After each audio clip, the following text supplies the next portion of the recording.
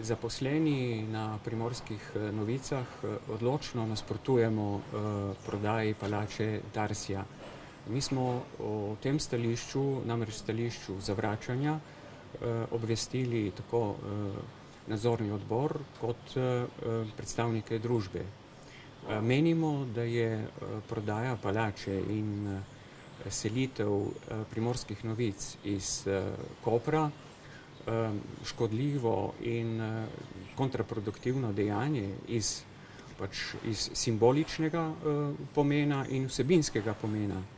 Namreč s tem, ko bi se odselili iz Kopra, bi se s tem odselili tudi iz administrativnega, upravnega in industrijskega središča Primorske.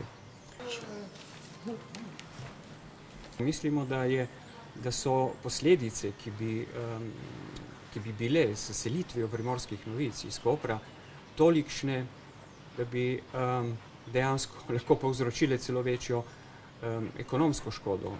Mislim, da so Primorske novice tako tesno vezane na ta sedež in na to, da imajo svoj sedež v Kopru, da bi to se lahko poznalo tudi na samem imidžu časopisa. Ne glede na vse, bi se z našo selitvijo tudi bistveno poslabšali delovni pogoji za novinarje in za vse zaposlene na Primorskih novicah. Če bo prišlo do prodaje palače in do naše selitve, pa od vodstva družbe pričakujemo, da bo ta denar izkoristilo za razvoj samega podjetja.